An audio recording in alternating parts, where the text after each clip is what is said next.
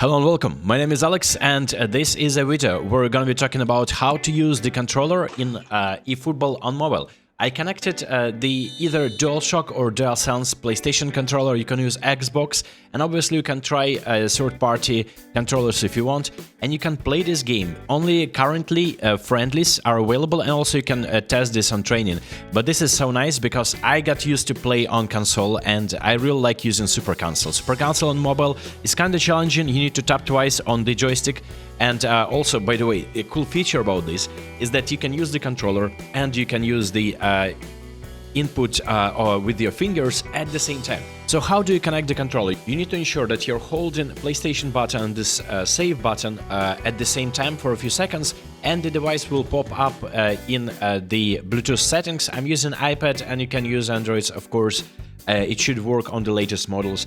And after you connect it via Bluetooth, unfortunately you cannot navigate menus. For instance, I can't do anything over here, but you can clearly see that within the game I'm controlling it with the joystick. The biggest problem that I'm facing right now is that the buttons cannot be remapped. So for instance, the skill moves are slightly different right now for me. Everything is set to default. I'll show you the settings right now on the screen.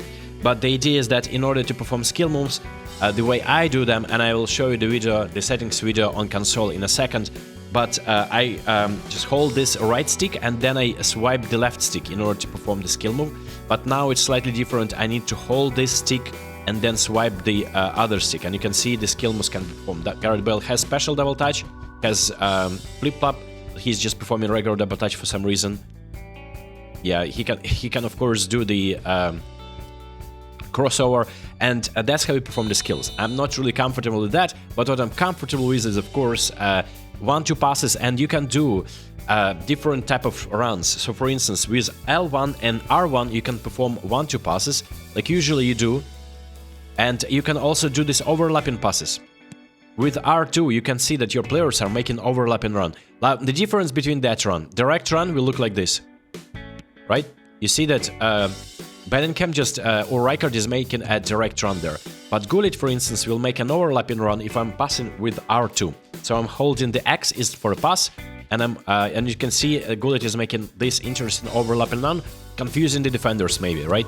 So this is unusual. You can see Chiellini is running in the box, and this wouldn't be able, it's really difficult to replicate on mobile. You need to swipe when you're passing and just swipe it again, so it's a little bit difficult. But on console, for instance, you can perform super cancels so quickly. For instance, you have inputted a shot or a pass, and there you go. You can cancel it as many times as you want. And of course, the problem is that for me, the shooting button is O and square is a pass, but now it is a lofted pass, that is. But now it is vice versa. The curlers are performed by holding R1 and the square. And then, of course, you can perform stunning shots or stunning passes like this by holding and releasing R2 button simultaneously with the pass, like this. So it takes a little bit of more time, it charges a little bit, but it just a little bit more precise and more powerful driven pass like that. There you go. So this is fun. I mean, it's good that Konami is not really introducing that on mobile devices for competitive modes. For instance, you could have played this in divisions and you would have an unfair advantage if you mastered controlling the actions with the joystick, since super cancels are such a useful feature. Now you can bamboozle your opponent by saying that you're about to pass there, and there you curl or perform a stunning shot and you score a goal like that. How easy the skill moves are on mobile, but on console you kind of need to apply a little bit more effort, but with the time you'll get used to it, of course, and eventually curlers or everything are easier just because you hold and release 2 buttons as opposed to swiping on a button, so maybe you'll experience a little bit less of input lag. And then of course, when it comes down to modes, you can play this with your friends, and this is of course only friend modes, and of course you can try this in training. Now, another interesting feature on this is of course, you can do that on console. I was thinking, can I do the keep yappies? Unfortunately, I can't, and in order to do this, you need to hold the right stick. I will try to hold the left stick, but it's impossible, unfortunately. So the functionalities are a little bit limited, right? So I cannot switch to a goalkeeper. I can only perform skill moves like that. So skill moves, are pretty nifty here. Ruud Gullit has special level touch, I think, or he doesn't, but Gary Bale does have it. So there you go. Come on, Bale. Just wants to perform the serious feint. He wants to perform... Yes, there we go, the special double touch. Nice, nice, nice. So obviously you dash with R2, and in order to perform the finesse control, you hold the L1 button and you can step on the ball and you can perform skill moves if you want. So this is obviously probably a little bit more overpowered as opposed to controls on screen with your fingers. In terms of defense, these are again default controls. I'm letting the AI to take the ball. Cole Palmer, come on, you can do this. So let's try the sliding tackle. Bellingham, Rijkaard, everyone is doing sliding tackles. Let's go, there we go. A perfectly timed sliding tackle by Zanetti, and we have the full control of the ball. I feel like dribbling is more fun on the controller, of course.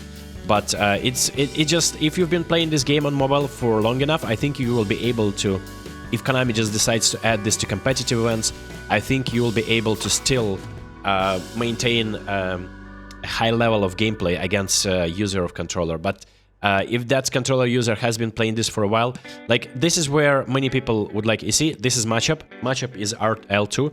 And unfortunately, matchup is a completely different buttons for me, so I'm confusing a lot of buttons since I just remapped that to my preference, to my liking. And now I'm, yeah, the second man press is the same as we made use of that there. And there's the through ball, there's Bellingham.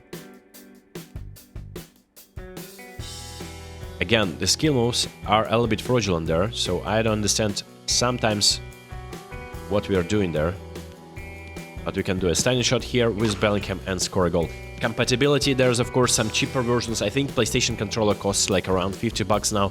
But you can experiment that, and maybe if you have the ability, just bring your device to the store and test if that is connected to Bluetooth and everything works perfectly as described.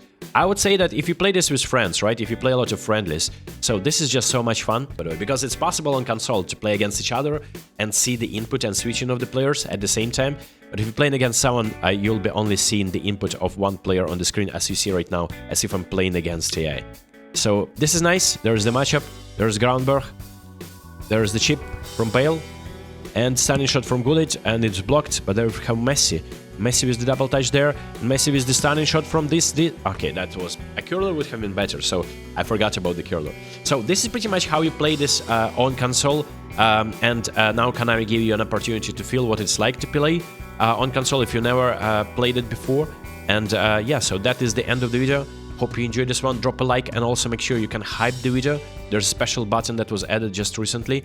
After you like the video, there is a hype one. So I would appreciate if you do that for me. And I'll see you next time. Peace.